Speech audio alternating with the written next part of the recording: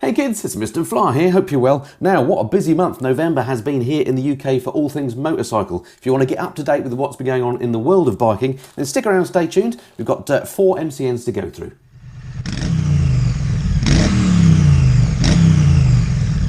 Right, so 4 MCNs packed with stuff to go through. I've picked out, as usual, some of my favourite stories, and then at the end of the video I've got a few parish notices, some stuff to talk to you about what's going on with the channel in the next few weeks, so stick around to the end for that. But let's go through then what's been occurring in the UK biking press. So first story I've picked out here, Need for Speed is the title here, and this is the brand new for 2019 BMW S1000RR. This is a bike that's been around for a while, not this one obviously, but the 1000RR has been around for a while, and it's consistently, when it comes out, it gets to the top of the tree of sports bikes. Maybe this is going to go the same way, I don't know.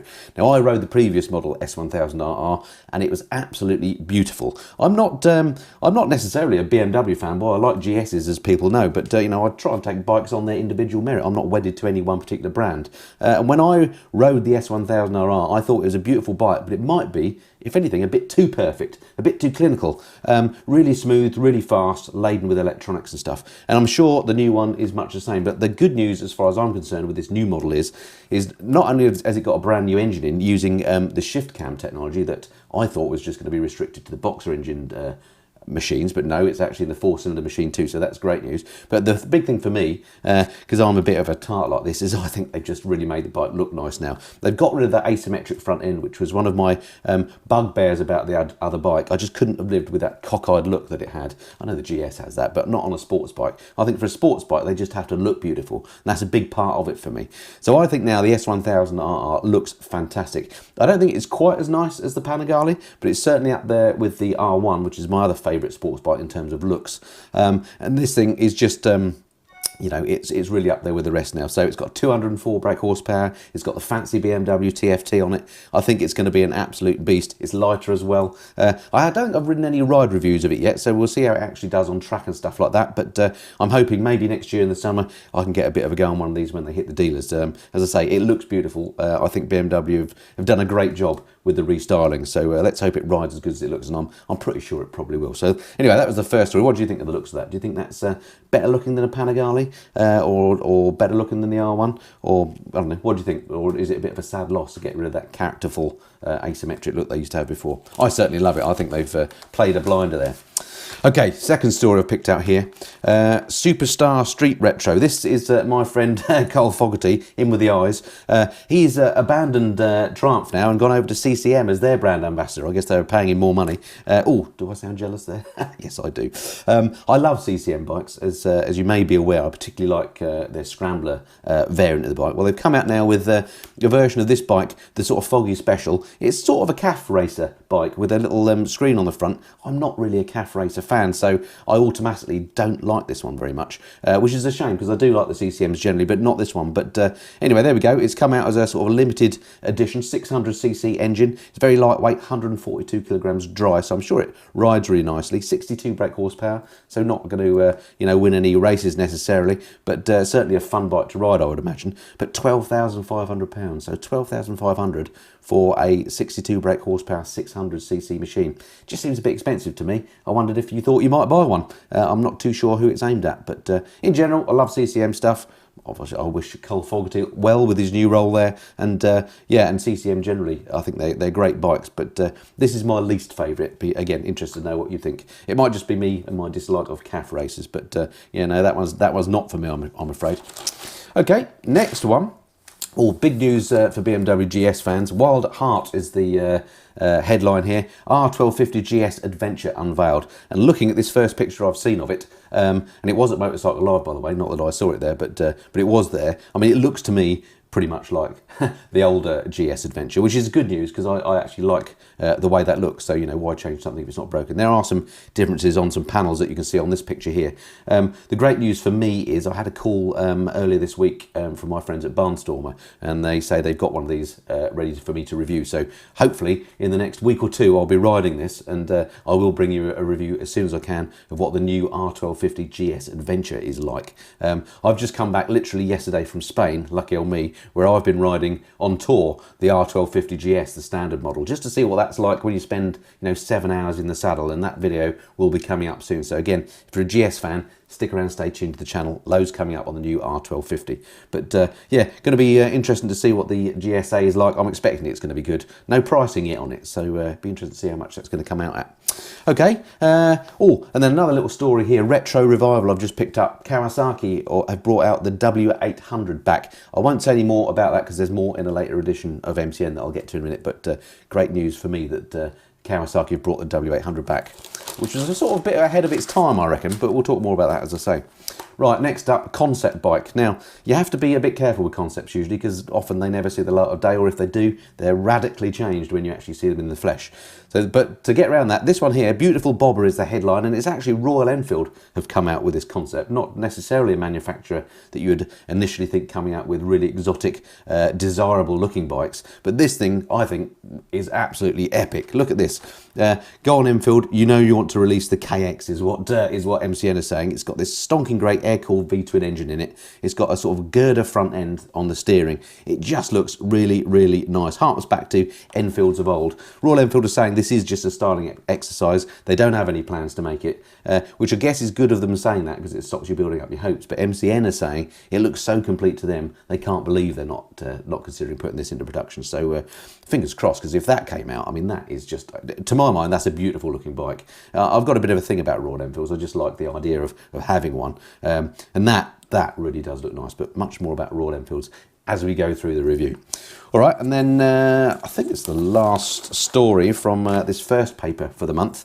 It's not all about cubes. Now this is interesting. This is the MCN 250 comparison, where they ride bikes on a 250-mile standard circuit, so it's a good, a fair comparison. And they often do different types of bikes. This particular review, they're looking at smaller capacity, what we used to call super sports bikes. So they've pitted the R6 against the Panigale 959, which maybe is not.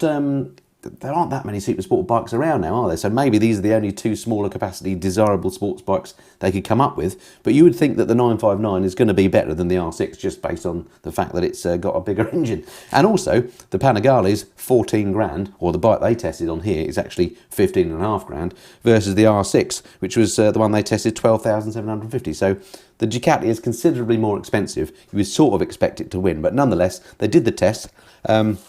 And they were making the point that you don't have to have the biggest engine to have fun. And I wholeheartedly agree with that. I've talked about that on the channel many times before. And it's the reason why I bought myself, a couple of years ago, the 899 Panigale, the predecessor to the 959. In my view, the better bike, because it's got the original underslung exhausts and it's a bit more raw than the 959, which I think was sort of only brought out as a response to Euro 4. The 899 was only made for a year or so. So I feel quite privileged to have one of the last ones that was made, and I love my 899, but it's a very similar bike to the 959. I digress. Anyway, MCN do their test, and the conclusions at the end of it, I guess not surprising, is that they've given the Panigale 4 out of 5 and the R6 2 out of 5, which I was a little bit surprised about that. So the Panigale 1, they said it was a better all-round road bike. They said the R6 was great in certain circumstances, but it was only good 10% of the time. The rest of the time it was uncomfortable and not a nice bike to ride, which surprised me a little bit, because I've ridden the R6, I really loved it. 4-cylinder bike as opposed to the twin and the Panigale, so it's a completely different character. You have to, it sounds amazing when you ride the thing, as does, to be fair, the Panigale. But there we go, Panigale won. I'm clearly a Panigale fanboy, so I'm glad it won. But there we go. Maybe not quite a fair comparison, but I do completely agree with the point that they're making. You don't have to buy the biggest bike to have fun. If you're going to be riding mostly on the road, 1000cc sports bikes, a bit like the RR we just looked at, really they're sort of wasted just on the road. You've got to be using them on track to get the most out of them. Anyway, okay, I've just got one other little sticky note in here. I can't quite remember what this was about. Ah, here we go. It's pricey but fit for purpose. This is the new Honda CRF 450L that's come in for a bit of a panning a bit amongst CRF aficionados, of which I count myself as one, being a 250L owner, because this doesn't have much more power than the 250L. It's got, 24.7 brake horsepower, which doesn't sound like much, does it? But the point is, it does have an awful lot more torque, so I'm sure it's more usable when you're off-road. The thing is with this bike, though, it's £9,469 for a 24 horsepower off-roader, whereas the CRF 250L is about 4.5 grand, so half the price. Are you really getting that much more? And it's a 10 grand bike, and it needs servicing every 600 miles, so quite difficult to live with. Not as bad as some more, I suppose, racy enduros, I guess, but nonetheless, you've still got to really want one to put up with that sort of servicing schedule. And then when you consider you can get an Africa Twin for just 2 grand more, would you buy that over an Africa Twin? Not sure I would. So as much as I'm a CRF fan, I don't think the 450L has quite hit the spot, which is a shame. Looks good, and I love a go on one, but it is very, very expensive and probably quite difficult to live with that service schedule. All right, that was the first paper. Let's move on to the next one. Okay, here we go then, the second paper. All sorts of exciting stuff in here. So first story I've picked out is here.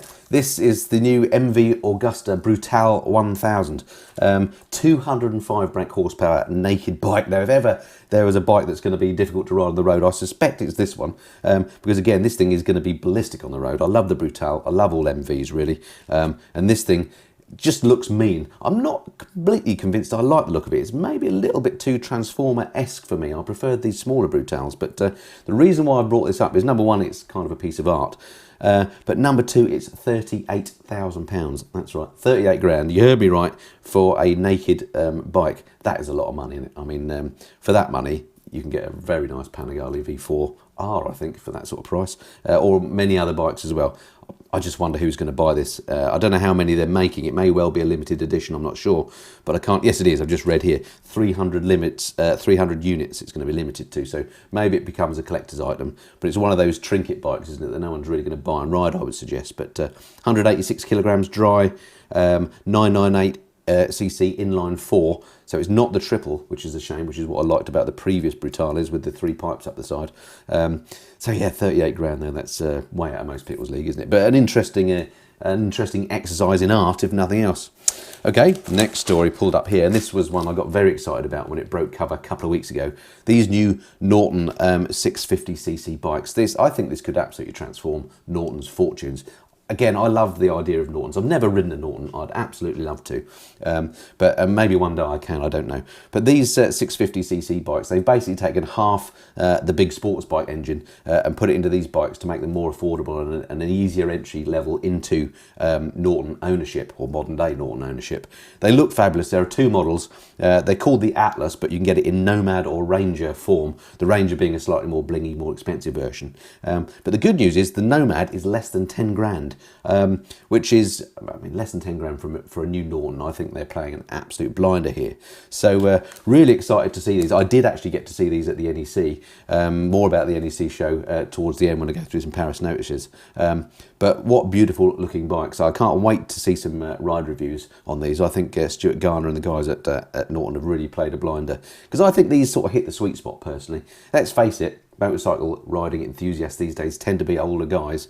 These kind of tug on the heartstrings of people my age, sort of at late 40s, 50s.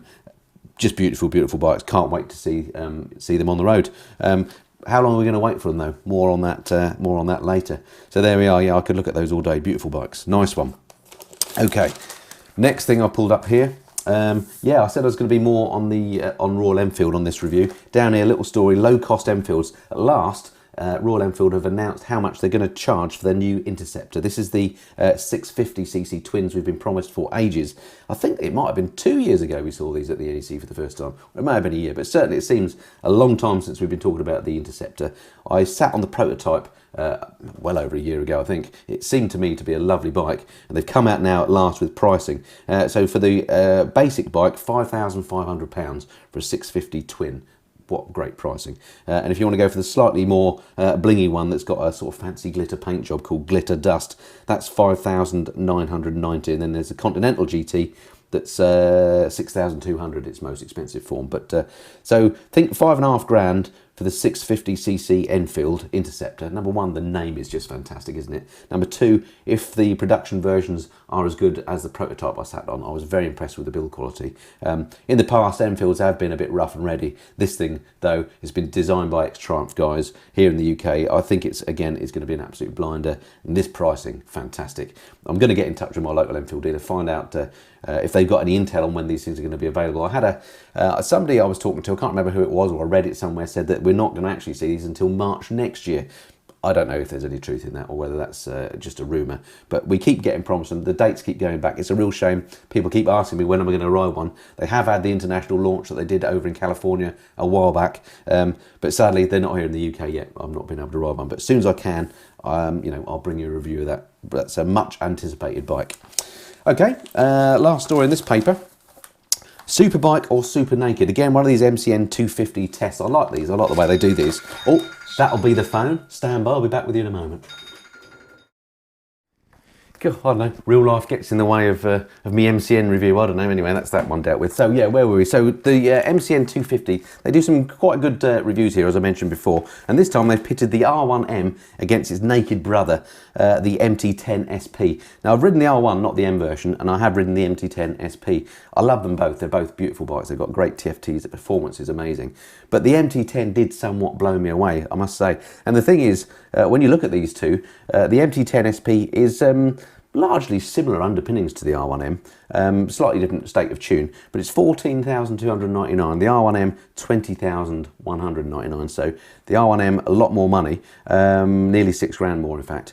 But is it any better? And again, back to that point about, you know, is it wasted on the road? I suspect it is. MCN, their verdict was they've given the R1M 3 out of 5 and the MT10 SP 4 out of 5. So they've preferred the naked bike, basically saying that it's you know, it might not make your heart skip as much as the sports bike, but it's definitely the, you know, more joint friendly, more practical bike to ride on the road. And I 100% agree with them. I really love that bike. So yeah, if ever I was to get rid of the Street Triple, the MT10 is certainly in there. The MT10 SP anyway is certainly up there in my top 3 naked bikes that I would like to consider. That and things like the Tuono, but more on that next year when I get to ride it a bit more. But interesting review. That I think naked bikes these days are the way to go. We're so spoilt now, aren't we, with the different genres of bikes that you can get. If you're in the market for a new bike and you're only going to buy one, well, good God help you, because there's so much to choose from, isn't there? It's a fantastic time to be in biking, particularly if you're rich. So there we go. I wouldn't know about that. Right, next paper. Okay, are you still with me? Sorry, this is going to go on a bit. There's quite a lot of stories to cover this week. First one pulled out here. BMW ready for Brexit. Now this is a good news Brexit story. There's an awful lot of rubbish written about Brexit, isn't there? Wherever you stand, if you're a leaver or a remainer, I'm not going to get into that. There's a lot of stuff that is bad news about Brexit. But this one, BMW Motorrad has said no matter what happens, even if there's a hard crash out, BMW bike suppliers are not going to be affected. They've got plans in place. Even if there's a no-deal scenario, they've said in terms of logistics, there'll be no impact on their bike supply. So that's absolutely brilliant. Doesn't mention anything about prices, of course. That might be a different story. But it's just great that a company's come out and said, look, all this Brexit stuff, I nearly swore there, all this Brexit stuff, it's not going to affect us, so don't worry. So that's a great bit of, you know, at last, a good news story about Brexit. So pleased to see that. Thank you, BMW Motorrad. Next thing I've picked up. First Norton V4 delivered. This is interesting. Now this is their big sports bike that again we saw at the NEC show last year. Beautiful, beautiful machine. They got loads of orders, very popular. But it's only now that the first one has been delivered. So so number one, great news for the guys that put down their early deposits. Your bike's coming, but blimey, you've had to wait a year. That's a bit of a pain. And it makes me think about those new bikes we just talked about, the Atlas. If you order one of those, how long is it going to be till you see them? I don't know how big the workforce is at the Norton factory, but whenever you see it on the TV or pictures of it, it looks kind of like an office block that's been converted into a hand-built motorcycle workshop. So I suspect they're not knocking out that many bikes. I mean, we're not talking Triumph scale here by any means. They are hand-built, so fingers crossed that they've got it right, that they're going to build the new bikes quicker. I have a feeling they're building a new factory specifically for them, actually, so maybe I'm doing them a bit of a disservice in throwing this out there and saying, you know, is it going to be a while before we see the new 650s? But anyway, the V4 SS is now being delivered, so well done you owners. I bet it's a very exciting time waiting for those. Okay, what have we got here? Oh yeah, again, bit of a Royal Enfield theme on this bike news review. Himalayan goes international. Now I call it Himalayan because apparently that's how the Indians pronounce Himalayan, but here in Europe we call it Himalayan. But I pulled this one up because it's an interesting little story here. It turns out that the British sidecar firm Watsonian Squire have come up with a sidecar for the Himalayan, which is obviously in keeping with the bike. It looks absolutely fabulous. It's £4,000 plus 450 to fit it. So if you had the price of the bike for less than 10 grand, you've got a sidecar outfit. Never ridden with the sidecar, but it looks hilarious. Anyone that I see riding them with the wheel coming off the deck and everything else, it looks a right hoot. One day I hope to get down to Watsonian Squire if I can and actually have a ride on one of these things. Well, I've been talking to my mates Jeff and Dan about this for a while. Remember we did the Biker Scram with Jeff and Dan video? We're hoping we might be able to go down there and do the three of us and have a bit of fun with sidecars, but I don't know if anyone's spoke to Watsonian Squire about it, so it might be a surprise to them. But at some point, maybe in the summer, we'll do that, and that'll be hilarious, I think. So yeah, that's so anyway, good news, 10 grand for a sidecar outfit. What's not to like about that? Okay, next story here. Oh yeah, helmet tech that could save lives. New bit of tech here, something called MIPS. It stands for, if I can find it, Multi-Directional Impact Protection System. And what this is like a liner that a company has patented that helmet manufacturers would presumably buy a license from them for. Goes into the helmet, and what it does is it moves slightly in a rotational way. If your head has a glancing impact on the deck, apparently it's rotational forces that can damage the brain. This liner actually moves within the helmet itself and sort of damps those rotational forces at the critical early microseconds of an impact. So apparently they're saying it can reduce the force to the brain by up to 40%. Now, I don't know if that's true or not, presumably it's been tested and it is, but anything that can make crash helmets safer, well, I'm all for. So let's hope that gets in helmets sooner rather than later. So that's a good news story from a sort of health and safety point of view. All right, next up here, another Royal Enfield story again. This is the Himalayan. MCN have actually tested it. As I say, I rode this a while ago. It's 4,199 new, so less than 5 grand for an adventure styled bike. I found it rode the best of any Royal Enfield I've ever ridden before. It has to be said, previous Royal Enfields I've ridden were a little bit rough and ready. This one feels a bit more like a proper production bike that we used to here in the West, so to speak. Personally, I don't like the looks of it. I think it's really ugly. But as a practical bike to do the sorts of things that it was developed to do, if you want to do, a round the world trip or something, I think this could be the one to go for. It can carry stuff, it's rugged, and a great price as well. So that's great. What did MCN say? They gave it 3 out of 5, which for a Royal Enfield is probably the highest mark they've ever given it. £4,199. They basically said that while failing to dazzle in any way, it certainly charms, and as the miles pass, its comfort and appeal grows. It's just a shame the front brake is so pathetic. So they're criticising the brakes, but other than that, saying it's a good bike. So largely in line with what I thought when I rode it. But yeah, good to see Royal Enfield kind of going from strength to strength actually now a bit. Right, last one in this paper then. What's new and as it were, word on the street. So this is Triumph's Street Twin has had an upgrade. Now, as you may know, I'm a big Triumph fan. I love all British marques in particular, and I like the Triumph retros. But the Street Twin, I never really gelled with it. It's kind of their most basic of the retros, if you like. They kind of sell it on the basis that you can customise it, and it's an easy entry, cheapest entry into the retro field that Triumph make at least. Anyway, they've given it a bit of an upgrade. They've given it some riding modes now, so it's got rain and road modes. They've given it a bit of a power boost, which is good, and some cosmetic tweaks. And apparently this is the bike that Triumph, in their retro range, sell more of than anything else, which surprised me because I thought the Bobber had that crown, but according to this article, it's the Street Twin that sells more than anything else. So that's good. That's great if Triumph are doing well, and this upgrade I think is probably needed. I would like to have a little go on it and see how that works out. So when they're in the shops, I'll have a go. Got better brakes as well, which is definitely good news. It's now got Brembo calipers on the single disc, which was one of my complaints about the bike, is the front brake was a little bit not that great. Okay, and then the other thing kind of linked to this is they've done similar upgrades to a bike that I very much like, the Street Scrambler. It's had, again, similar trinket upgrades on the looks, things like new clocks and so on, and different graphics, and it's got a number plate board on it now, I'm not sure about that. But it too now has got riding modes, it's too got the power boost, and again, a bike that I really loved. It's odd, isn't it, because it's ostensibly the same really as the Street Twin, just with some high level pipes and some other bits and pieces, but I love the way that the Scrambler rode, and I love the styling. So great that they've given that some upgrades, and again, let's hope that I can get down to my local Triumph dealer in the summer when they're available and have a ride on that, and give you my verdict on what the improvements are. But brilliant. So that's that one. Okay, last paper. Are you still with me? Told you this would be a long one. How are we doing for time? Well, I've been going on for a bit. Okay, so this is the last paper. This time of year MCN gets a little bit thinner, I've noticed, as we get towards Christmas. Those guys deserve some time off as much as anybody else. And so the papers get a little bit thinner. So this one is quite thin. But again, a few stories I've picked out. This is from this week's paper. This story here, Ohlins sellout. Now, I say Ohlins, It's got two dots above the O, and not umlaut, which I think means probably it's pronounced something more like Ohlins, but everybody calls it Ohlins, so I'll go with Ohlins. But I realise I'm saying that incorrectly. Sorry to any native, are they Austrian, speakers out there. Anyway, the point of this story is, and the reason why I'm pointing it out, is they've been sold. They've been sold to a company called Tenneco. Don't know where they're from. Sounds like they might be US, I don't know. But these guys, Tenneco, are probably best known because they make Monroe shocks. So I don't know if this is good news or bad. I imagine they'll keep the Ohlins brand as a separate thing because it's so well known in the industry. But yeah, been sold out and now part of this other company called Tenneco. So let's hope that's a good thing. Maybe that means there's more money for research for Ohlins. Let's hope it doesn't mean they get just swamped in some corporate land. But there we go, Ohlins sold. Okay, now earlier we mentioned the new Kawasaki W800. This was a bike, I think, that was ahead of its time. Very much a retro bike, properly air-cooled as well. I don't know, actually, I presume it's still air-cooled. Yep, air-cooled parallel twin. I say it was ahead of its time because back in, I think it was 2016, it probably says in this article actually. Yeah, the last in the range was 2016. That's when Kawasaki stopped making the W800 and they've now brought it back again with some changes, which I think is a great idea because, as we know, 2016 was just about the time that all the retros are starting to become popular again. And this being properly air-cooled, I think could be a good seller now for Kawasaki. So they've done some cosmetic tweaks to it. 773cc. I mean, actually, it doesn't look dissimilar, does it, to those Royal Enfields we talked about earlier, the Interceptor.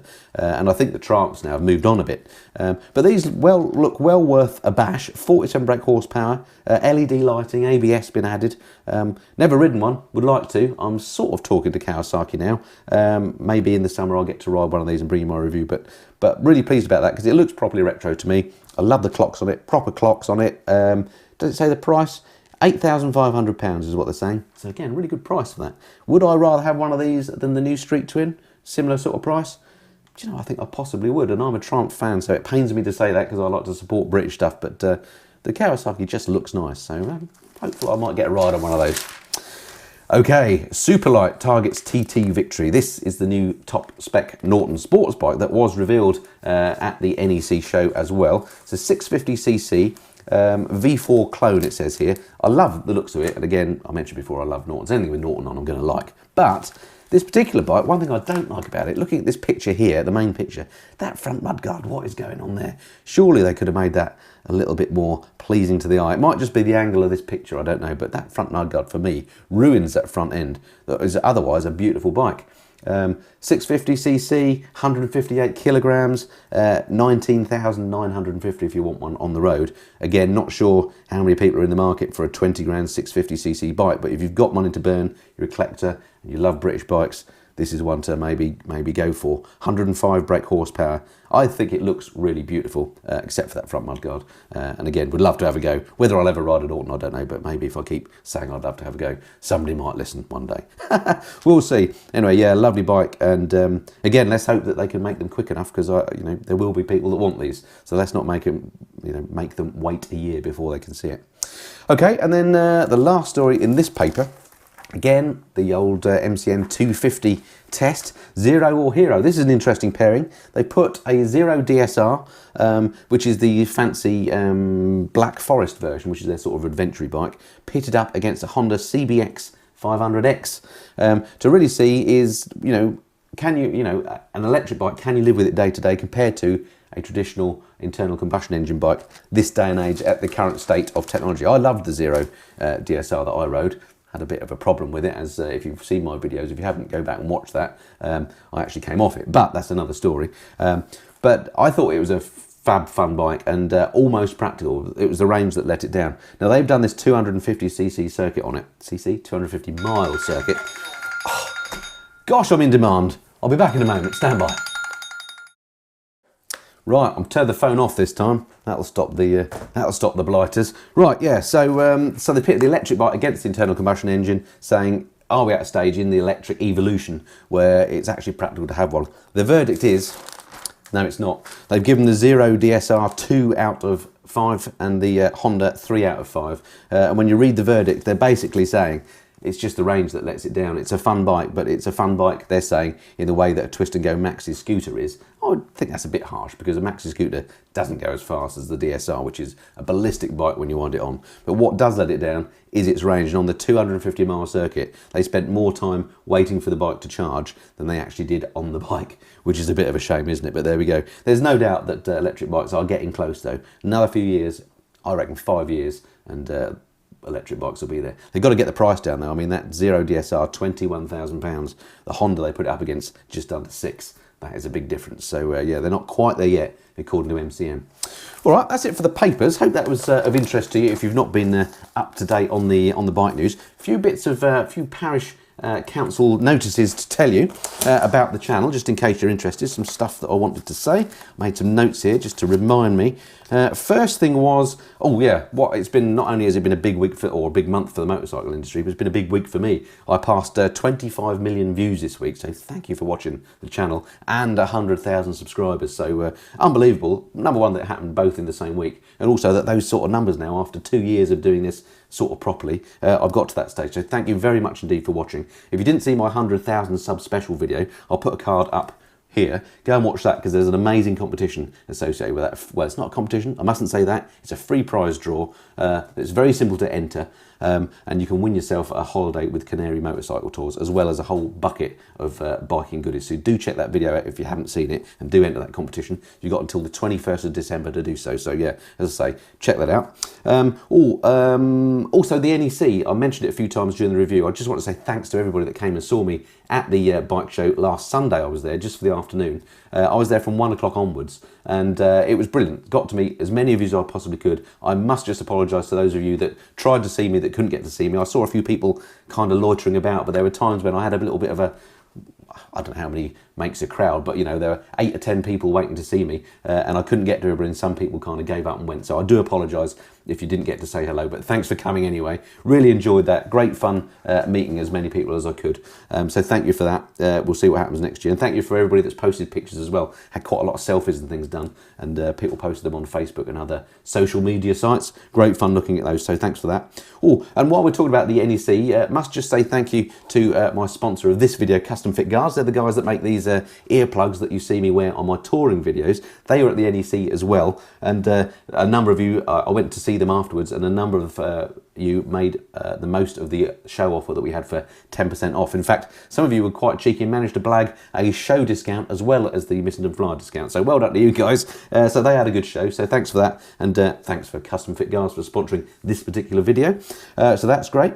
The other thing I want to say, one for your diary, next live stream, if you're able to make it, is on December the 14th at 8 PM. So do make a note of that and come along and join me for some live chat. Love doing those. So that's Thursday, December the 14th.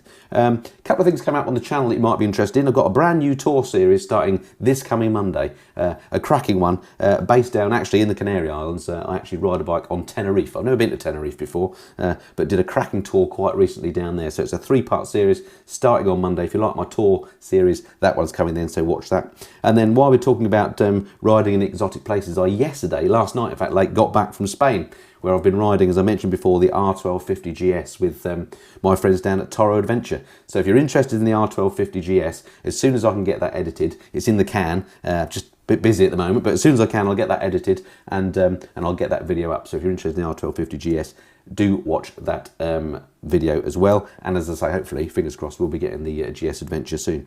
So, and loads more videos planned between now and the next time I speak to you in this format. Alrighty, that's it for this time. Hope that was of some interest. Do keep the comments coming. If it's the first time you've seen one of my videos, then thank you very much for watching right until the end. I don't just do bike news here on the channel, but I do bike reviews, I do kit reviews, I do trips and tours. Basically, anything and everything to do with motorcycling, I try and cover it here on the Missing and Flyer. It would be great to have you along. If you've not already subscribed, do hit that subscribe button, and I'll speak to you again soon. I do at least 2 videos a week, so I try and keep things as up to date as I can. It'd be brilliant to have you along. All right, that's it for this time. Look forward to speaking to you again. Until then, this has been the Missing and Flyer. Cheerio.